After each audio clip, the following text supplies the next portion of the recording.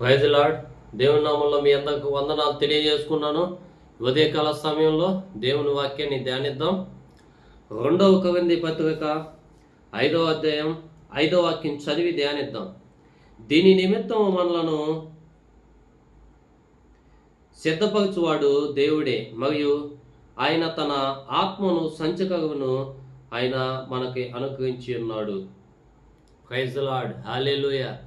ఈ వాక్యంలో చూసుకున్నట్లుగైతే మనల్ని సిద్ధపరిచేది దేవుడే.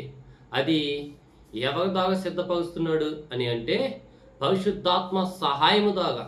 అంటే యేసు ప్రభు ఆగ్రహమై ఆ పరలోక రాజ్యానికి వెళ్ళిన తర్వాత తండ్రి వద్ద నుంచి మీకు ఆదరణకర్తను నేను పంపిస్తాను, మీకు ఎల్లప్పుడూ మీతో ఉండటానికని దేవుడు వాగ్దానం చేశాడు. అదేవిధంగా ఈ భూమి మీదకి పంపించాడు ఒక వ్యక్తితో సహవాసం చేయడానికి, ఆ వ్యక్తిని దేవుని స్వరూపంలోకి మార్చడానికి, అంటే రాకడికి సిద్ధపరిచేది పరిశుద్ధాత్మ దేవుడే.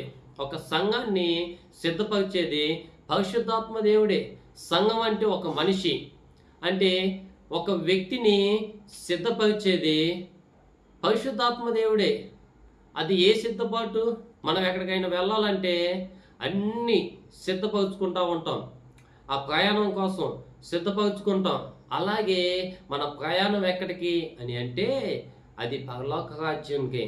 ప్రైజ్ లార్డ్, హల్లెలూయా. అంటే మన పరలోకానికి వెళ్ళాలి అంటే మొదట సిద్ధపడాల. అంటే సిద్ధపరచడానికి పరిశుద్ధాత్మ దేవుణ్ణి ఈ లోకానికి పంపించాడు. అయితే సిద్ధపరుస్తున్నాడు అనమాట. అంటే దేవుని మాటకి లోబడి విధేయత చూపించి మనం ఎప్పుడైతే ఆయన మాటకి లోబడతామో అప్పుడు మనలో ఉండి మనతో పాటు ఉండి మనల్ని ఒక మంచి మార్గంలోకి నడిపించి క్రీస్తు రాకడికి ఎత్తబడేటట్టుగా మనల్ని తయారు చేసేది పరిశుద్ధాత్మ దేవుడే. అందుకనే మనం ఏం చేయాలి? దేవునికి లోబడాల. దేవునికి లోబడి మన జీవితాన్ని దేవునికి సమర్పించుకోవాలా. అప్పుడే మనల్ని దేవుడు అద్భుతంగా తయారు చేస్తాడు.